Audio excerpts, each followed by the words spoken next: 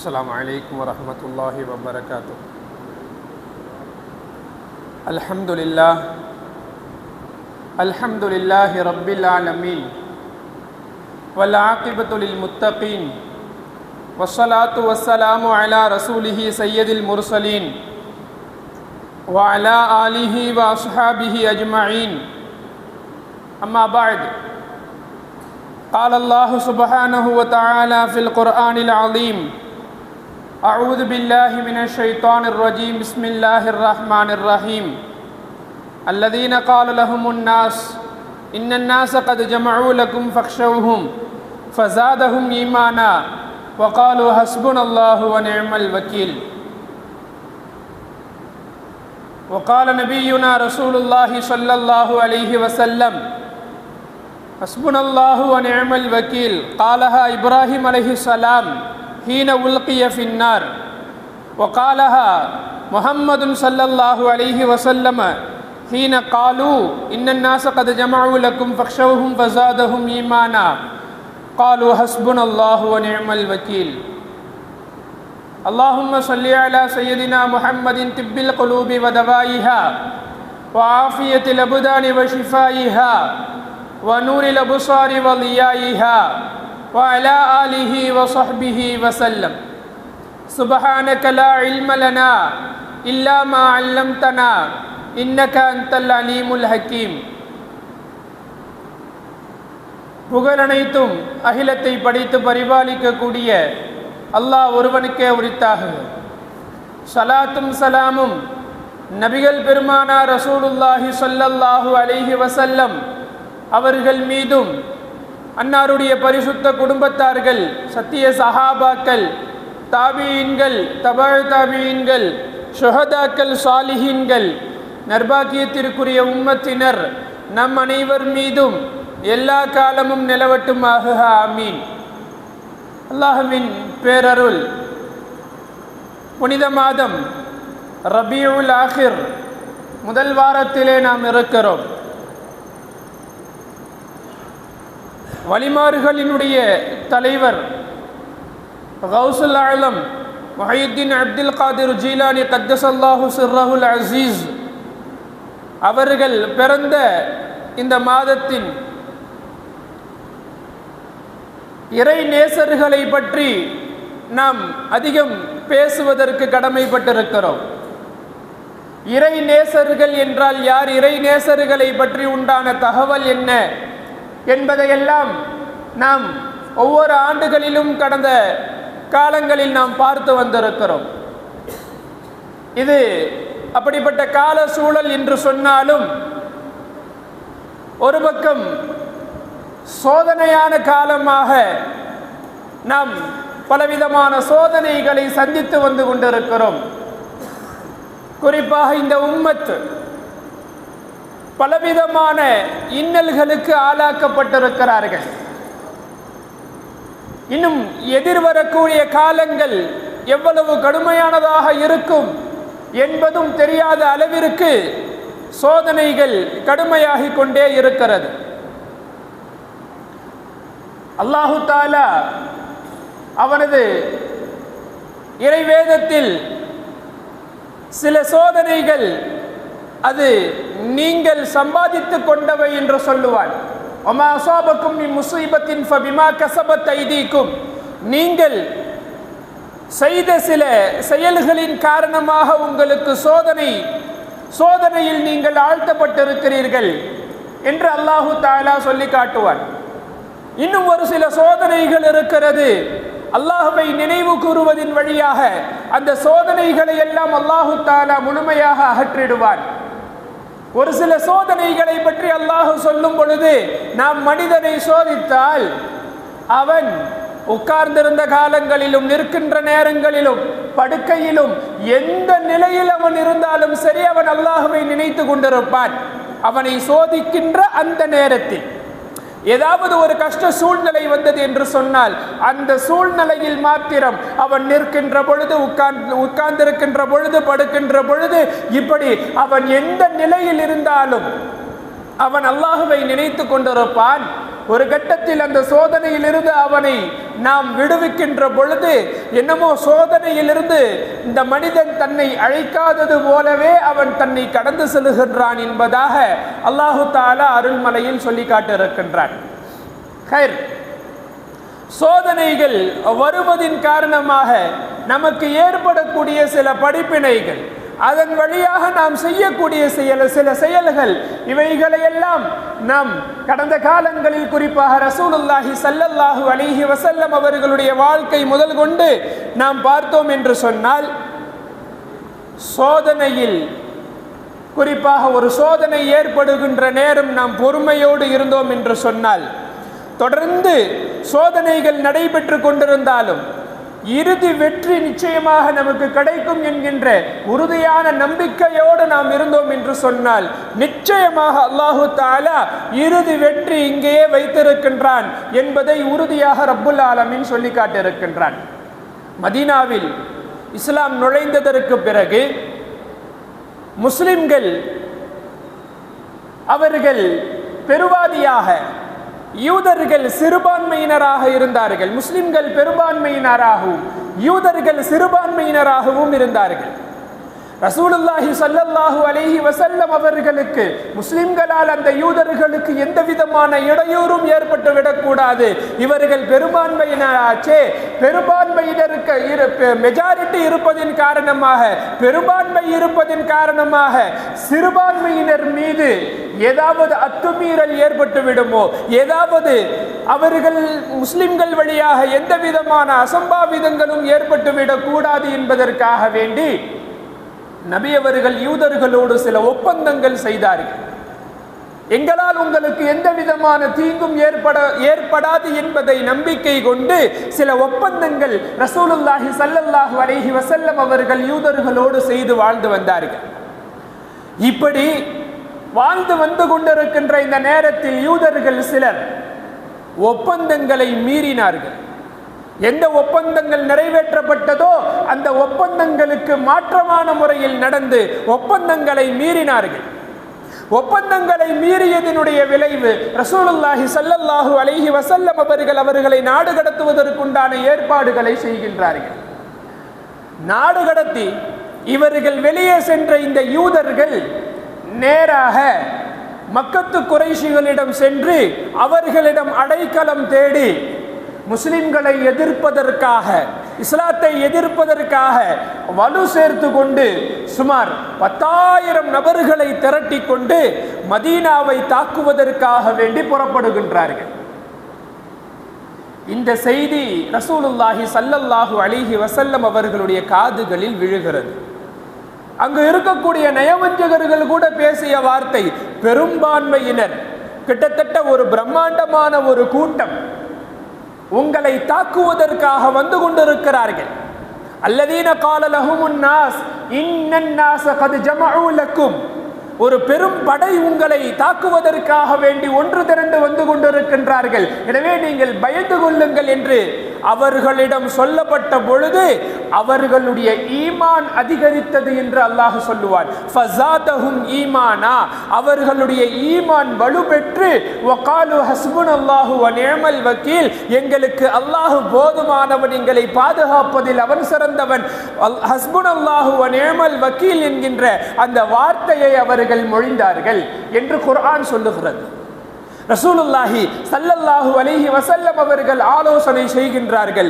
ஈமான் வலுப்பெற்று இந்த வார்த்தைகளை மொழிந்து அவர்கள் ஆலோசனை செய்கின்றார்கள். ஒரு பெரும் படை இந்த மதீனாவை அழிப்பதற்காக வேண்டி வந்து கொண்டிருக்கின்றது, நாம் என்ன செய்யலாம் என்கின்ற ஆலோசனையில் ஹஸ்ரத் சல்மானுல் ஃபாரிசி ரலியல்லாஹு அன்ஹு அவர்களுடைய ஆலோசனைப்படி, எங்களுடைய தேசங்களில் இப்படி ஏதாவது ஒரு நிகழ்வு ஏற்படுகின்ற பொழுது அந்த மக்கள் நம்மளுடைய ஊருக்கே வராத அளவிற்கு எல்லை பகுதியில் ஒரு பெரும் குழியை நாங்கள் தோண்டி வைத்து விடுவோம், அவர்களால் இந்த குழியை தாண்டி இந்த இடத்திற்கு வர முடியாதவாறு நாங்கள் அந்த குழியை பறித்து வைப்போம் என்று ஆலோசனை சொன்னதனுடைய அடிப்படையில் மக்காவிலிருந்து வரக்கூடிய சில வழிகளை அடைத்து ரசூலுல்லாஹி ஸல்லல்லாஹு அலைஹி வஸல்லம் அவர்கள் பெரும் குழியை தோண்டுவதற்கு முயற்சிக்கிறார்கள். கிட்டத்தட்ட சஹாபாக்கள் எல்லோரும் ஒன்றிணைந்து மிக பிரம்மாண்டமான ஒரு குழியை மதீனாவுடைய எல்லையில் மக்காவிலிருந்து வரக்கூடிய அந்த வாயிலில் எதிரிகள் உள்ளே நுழையாதவாறு அந்த குழியை தோண்டுகிறார்கள். மிக சோதனையான காலம். எல்லா சஹாபாக்களும் இதிலே ஈடுபடுகிறார்கள். நாயகம் ஸல்லல்லாஹு அலைஹி வஸல்லம் அவர்கள் ஈடுபட்டிருக்கிறார்கள். பசியினுடைய நேரம், பட்டினியினுடைய நேரம். யா ரசூலல்லாஹ், எங்களுக்கு பசிக்கிறது என்று சொல்லி வருகின்ற பொழுது நபி அவர்கள் தங்களுடைய மேனியில் பசியினுடைய தாக்கத்தை எந்த அளவிற்கு நான் தாங்கிக் கொண்டிருக்கின்றேன் என்பதை வெளிக்காட்டுவதற்காக வேண்டி கற்களை நானும் கட்டி இருக்கின்றேன் என்று சொல்லி காட்டிய அந்த நிகழ்வுகளை எல்லாம் நாம் பார்க்கின்ற பொழுது எவ்வளவு பெரிய சோதனை காலம். எதிரிகள் வந்தார்கள், உள்ளே நுழைய முடியாமல் அங்கிருந்து அம்பு எய்து கொண்டிருக்கிறார்கள். முஸ்லிம்கள் இங்கிருந்து அம்பு எய்து கொண்டிருக்கிறார்கள். சுமார் 1 மாத காலம் முற்றுகையிடப்பட்டிருந்தார்கள். 1 மாத காலம். எவ்வளவு பெரிய சோதனைக்குண்டான நேரம் தெரியுமா? கடுமையான சூழல், கடுமையான சோதனை. இந்த சோதனையிலும் அல்லாஹுவை நினைவு கூறுவதின் காரணமாக பொறுமையோடு இருந்து அல்லாஹுவை நினைவு கூறிக்கொண்டே இருந்ததனுடைய விளைவு அல்லாஹ் சொல்லுவான், யா அய்யுஹல்லதீன ஆமனு ذ்குரு நிஅமத்தல்லாஹி அலைக்கும், ஈமான் கொண்டவர்களே, அல்லாஹ் உங்களுக்கு செய்த அந்த நிஅமத்துகளை நீங்கள் நினைவு கூர்ந்து பாருங்கள். இது ஜாஅத்துஹும் ஜுனூதுன் ஃபஅர்சல்னா அலைஹிம் ரீஹன் வ ஜுனூதன் லம் தரவுஹா. அல்லாஹ் சொல்லி காட்டுவான், 1 மாத காலம் இந்த யுத்தம் நடந்து கொண்டே இருக்கிறது. இங்கிருந்து அங்கு அம்பு எய்து, அங்கிருந்து இங்கு அம்பு எய்து, 1 மாத காலம் முற்றுகை. ஒரு கட்டத்தில் அல்லாஹு தஆலா அவர்களுக்கு காற்றை அனுப்பினான். எதிரிகளுடைய படை தங்கி இருக்கின்ற இடத்தில் மட்டும் அந்த காற்று வீசி கொண்டிருக்கிறது. நபி அவர்கள் சொல்லுவார்கள், நுஸ்ருது பிஸ்ஸபா, நான் சபா காற்றின் மூலம் நான் உதவி செய்யப்பட்டுள்ளேன். நுஸ்ருது பிஸ்ஸபா, சபாவுடைய அந்த காற்றின் வழியாக நான் உதவி செய்யப்பட்டுள்ளேன் என்று நபிகள் நாயகம் ரசூலுல்லாஹி ஸல்லல்லாஹு அலைஹி வஸல்லம் அவர்கள் சொல்லுவார்கள். சபா என்கின்ற அந்த காற்று எதிரிகள் இருக்கும் அந்த படையினரை மட்டும் தாக்குகின்ற அளவிற்கு வீசுகிறது. சூறாவளியை போல் வீசுகிறது. எதிரிகள் திசை தெரியாமல் திரண்டு ஓடுகிறார்கள், விரண்டு ஓடுகிறார்கள். இது அகழ் யுத்தத்தினுடைய வரலாறு.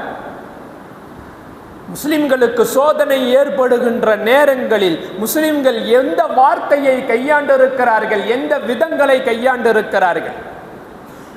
ஒரு பக்கம் அல்லாஹ்வுடைய நினைவு, மறுபக்கம்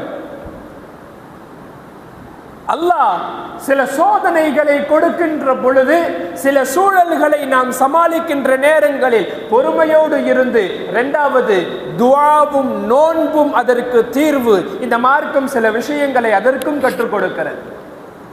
நோன்பு வைப்பதின் வழியாக பல சோதனைகளில் இருந்து நாம் அதற்குண்டான விடுதலையை வாங்க முடியும். பலவிதமான இன்னல்களில் இருந்து அதற்குண்டான விடுதலையை நாம் பெற முடியும். நோன்பிற்கு அவ்வளவு மகிமையும் அவ்வளவு மகத்துவமும் உண்டு என்று நபிகள் நாயகம் ஸல்லல்லாஹு அலைஹி வஸல்லம் அவர்கள் வழியாக அல்லாஹு தஆலா நமக்கு இந்த சமுதாயத்திற்கு சொல்லி காட்டுகிறார். கண்ணியத்திற்குரிய அல்லாஹ்வின் நல்லடியார்களே, எந்த அளவிற்கு கடுமையான சோதனை என்பதை நாம் பார்க்கின்ற பொழுது, குறிப்பாக இந்த உம்மத் முஸ்லிம்கள் அனைவரும் ஒரு கட்டிடத்தை போல என்றார்கள் நாயகம் ஸல்லல்லாஹு அலைஹி வஸல்லம் அவர்கள். ஓர் உடலை போல என்றார்கள் நாயகம் ஸல்லல்லாஹு அலைஹி வஸல்லம் அவர்கள். உடலில் எங்காவது ஒரு பகுதியில் ஒரு வலி ஏற்பட்டு விட்டால் மற்ற எல்லா பகுதிகளும் அந்த வலியை தாங்கிக் கொண்டு, உறக்கம் போகின்றது, பசி போகின்றது, தலையில் வலி, உறங்கவில்லை, பசி எடுக்கவில்லை, காலில் வலி, உறக்கம் வருவதில்லை, இப்படி ஒரு பகுதியில் எங்காவது ஒரு வலி ஏற்பட்டு விட்டால் எப்படி முழு உடம்பும் அதனுடைய சுமையை ஏற்றுக்கொள்கிறதோ அதுபோல முஸ்லிம்கள் அனைவரும் ஓர் உடலை போல. எங்காவது ஒரு பாதிப்பு என்றால் முஸ்லிம்கள் அனைவரும் அதற்குண்டான கவலையாவது கொள்ள வேண்டும் இல்லையா? சுமார் 22 மாதங்களாக, 2 ஆண்டுகளாக காசா மக்கள் மீது அந்த இஸ்ரேல் தொடுக்கின்ற பயங்கரவாத ஒரு இன அழிப்பு போர். குழந்தைகளை கொன்று குவித்தார்கள், மருத்துவமனையை சூறையாடினார்கள். இன்றும் ஒரு இனத்தை அழிப்பதற்காக அவர்களுக்கு உணவு செல்லுகின்ற வழிகளை எல்லாம் தடை செய்து ஒரு இனத்தையே, அந்த பகுதியில் வாழக்கூடிய அத்துணை மக்களையும் கொன்று குவிக்கக்கூடிய நோக்கத்திலேயே செயல்பட்டு கொண்டிருக்கின்ற அந்த யூதர்கள் அல்லாஹு தஆலா அவனுடைய சாபத்திற்கு ஆளானவர்கள். எல்லா நிலையிலும் சரி, யூதர்களுடைய அந்த மனோநிலையை இந்த இஸ்லாம் ரொம்ப விமர்சனமாகவே சொல்லுகிறது. அவர்களுடைய மனோநிலை சாதாரணமானதல்ல. நபிமார்களை கொல்ல துணிந்தவர்கள் யூதர்கள், ஈசா அலைஹிஸ்ஸலாம் அவர்களை கொல்ல துணிந்தவர்கள் யூதர்கள். அருமை நாயகம் ரசூலுல்லாஹி ஸல்லல்லாஹு அலைஹி வஸல்லம் அவர்களுக்கு ஒரு சில காலங்கள் என்ன நடக்கின்றது என்பதை யூகிக்க முடியாத அளவிற்கு ரசூலுல்லாஹனுடைய உடல் சூழ்நிலையாகிவிட்டது. நபி அவங்களுக்கே என்ன நடக்குதுன்னு தெரியல. எந்த அளவிற்கு என்று சொன்னால், மனைவியோடு ஒன்று சேர்ந்து இருப்பதாக எம்பெருமான் ஸல்லல்லாஹு அலைஹி வஸல்லம் அவர்கள் பிரம்மையூட்டப்பட்டார்கள். ஆனா அவங்களுக்கு அந்த மாதிரி எல்லாம் நடக்கல. நடக்காததை நடந்ததாக எம்பெருமான் ஸல்லல்லாஹு அலைஹி வஸல்லம் அவர்களுக்கு பிரம்மையூட்டப்பட்டது. என்ன நடக்குதுன்னு தெரியல. ரசூலுல்லாஹி ஸல்லல்லாஹு அலைஹி வஸல்லம் அவர்கள் என்னிடம் வந்தார்கள். இரவு முழுக்க துஆ செய்து கொண்டிருந்தார்கள். ஹஜ்ரத் ஆயிஷா ரலியல்லாஹு அன்ஹா அவர்கள் அறிவிக்கிறார்கள், இரவு முழுக்க துஆ செய்திருந்தார்கள். துஆவினுடைய விளைவு ஹஜ்ரத் ஆயிஷா ரலியல்லாஹு அன்ஹா அவர்களிடம் ரசூலுல்லாஹி ஸல்லல்லாஹு அலைஹி வஸல்லம் அவர்கள் சொல்லுகிறார்கள், நான் எதை நோக்கி அல்லாஹ்விடம் துஆ செய்து கொண்டிருந்தேனோ அதற்குண்டான தீர்வு எனக்கு கிடைத்து விட்டது. எனக்கு என்ன ஆச்சுங்கிறது அல்லாஹு தஆலா மலக்குகள் வழியாக எனக்கு சொல்லி காண்பித்தான். இவருக்கு என்ன ஆச்சு, இவங்களுக்கு என்ன நோய் வந்துச்சுன்னு ஒரு மலக்கு கேட்க, இவர்களுக்கு சூனியம் வைக்கப்பட்டுள்ளது என்று சொல்லி இன்னொரு மலக்கு பதில் சொல்ல, சூனியம் வைத்தது யார்? லபீத் என்கின்ற ஒரு யூதன். எந்த இடத்தில் சூனியம் வைக்கப்பட்டிருக்கிறது, எந்த பொருளால் சூனியம் வைக்கப்பட்டிருக்கிறது என்று சொல்லி மலக்குகள் விலாவரியாக எம்பெருமான் ஸல்லல்லாஹு அலைஹி வஸல்லம் அவர்களிடம் சொல்லுகிறார்கள். எல்லாம் சொன்னதற்கு பிறகு அந்த கிணற்றை போய் பார்த்தால் செந்நிறத்தில் தண்ணீர் இருப்பதை பார்த்து அங்கிருந்து அடியிலே அந்த சூனியத்தினுடைய விஷயங்கள் எல்லாம் குல் அஊது பிரப்பில் ஃபலக் சூராவின் வழியாகவும் குல் அஊது பிரப்பின் நாஸ் சூராக்கள் வழியாகவும் அந்த சூனியம் விளக்கப்படுகிறது என்பது ரசூலுல்லாஹி ஸல்லல்லாஹு அலைஹி வஸல்லம் அவர்களுடைய காலத்தில் நிகழ்ந்த நிகழ்வு. எம்பெருமானாருடைய வாழ்க்கையில் சூனியத்தை ஏற்படுத்தியவர்கள் யூதர்கள். எம்பெருமானார் ஹைபர் யுத்தத்திலிருந்து திரும்பி வருகின்ற பொழுது எம்பெருமானாருக்கு விஷத்தை வைத்து விருந்து வைத்து அழைத்தது யூத பெண்மணி. ஒரு யூத பெண்மணி முஸ்லிம்களுக்கு விருந்து கொடுப்பதற்காக உள்ளே அழைத்து விஷத்தை கொடுத்து எம்பெருமானாரை கொல்லுவதற்கு துணிந்தவர்கள். இப்படி நபிமார்களை கொல்ல துணிந்தவர்கள் யூதர்கள். இஸ்லாத்திற்கு புறம்பாக எவ்வளவு காரியங்கள் செய்ய வேண்டுமோ அவ்வளவு காரியங்களையும் செய்து முடித்தவர்கள் யூதர்கள். அலா லஅனத்துல்லாஹ், அல்லாஹ்வுடைய சாபத்திற்கு ஆளானவர்கள் யூதர்கள் என்று சொல்லி அல்லாஹ்வும் ரசூலும் ஏராளமான வசனங்களில் அல்லாஹ் சொல்லி காட்டிக் கொண்டே இருப்பான். கடைசி காலம் வரும். எந்த அளவிற்கு கடுமையான சோதனை வரும் என்று சொன்னால், தஜ்ஜாலுடைய சோதனை அளவிற்கு கடுமையான சோதனை வரும். தஜ்ஜால் வருகின்ற அந்த காலங்களில் எந்த அளவிற்கு என்று சொன்னால், ஹஸ்ரத் அபு உமாமா ரலியல்லாஹு அன்ஹு அவர்கள் அறிவிக்கிறார்கள், ரசூலுல்லாஹி ஸல்லல்லாஹு அலைஹி வஸல்லம் அவர்கள் தஜ்ஜாலை பற்றி எங்களுக்கு உபதேசம் செய்து கொண்டிருக்கின்ற நேரத்தில் அந்த சூழ்நிலை எப்படி இருக்கும் என்று சொல்ல வருகின்ற நேரத்தில் 3 ஆண்டு காலங்கள். முதல் ஆண்டு அல்லாஹு தஆலா வானத்திற்கு உத்தரவிடுவான். அல்லாஹு தஆலா வானத்திற்கு உத்தரவிடுவான், நீ பெய்ய வேண்டிய மழைகளில் 1/3 பங்கை நிப்பாட்டி கொண்டுருவான். அல்லாஹ் மழை எவ்வளவு பெய்யணுமோ அந்த மழையில 1/3 பகுதியை நிறுத்திக்கொள். பூமிக்கு அல்லாஹ் உத்தரவிடுவான், பூமியினுடைய விளைச்சல் பொருள் 1/3 பகுதியை நிறுத்திக்கொள். 2ஆம் ஆண்டு 3/2 பகுதியை நிறுத்திக்கொள் என்று வானத்திற்கும் பூமிக்கும் 3/2 பகுதியை நிறுத்திக்கொள் என்று சொல்லி விளைச்சல் வருவதற்கு உண்டான சோதனை எல்லாம் உணவு தட்டுப்பாடு ஏற்படும். கடைசியில் தஜ்ஜாலினுடைய வருகை நெருங்குகின்ற பொழுது உணவு இல்லாத ஒரு சூழல். சஹாபாக்கள் கேட்டார்கள், யா ரசூலல்லாஹ், இப்ப எங்களுக்கெல்லாம் உணவு என்ன?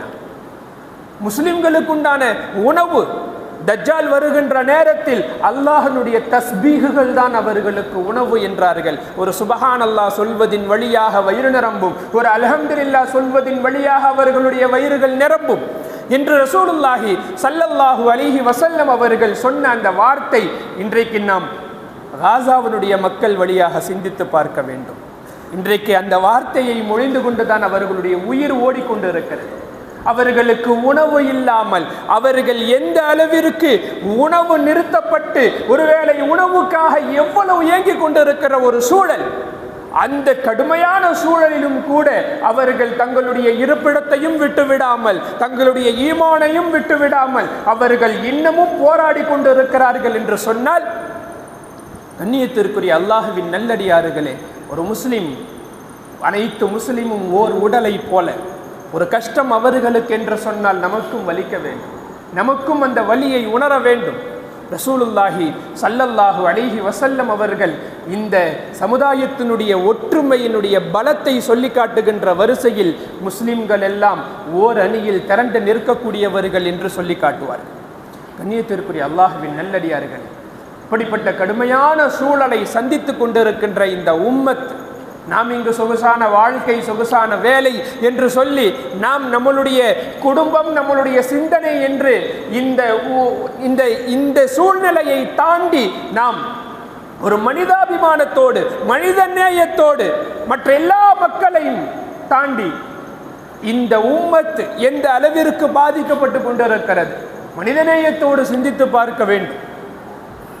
அல்லாஹு தஆலா மன் அஹ்யாஹா ஃபகஅன்னமா அஹ்யன்னாஸ ஜமீஆ, யார் ஒருவரை வாழ வைக்கிறாரோ ஒரு மனித குலத்தையே வாழ வைத்தவர் என்று அல்லாஹு தஆலா சொல்லி காட்டக்கூடிய வார்த்தை. ஒரு மனிதன் கஷ்டத்தில் இருக்கிறான், அந்த கஷ்டத்தை அந்த சிரமத்தை போக்குவதற்காக வேண்டி நாம் எடுத்து வைக்கக்கூடிய ஒரு எட்டுக்குண்டான நன்மை என்ன தெரியுமா?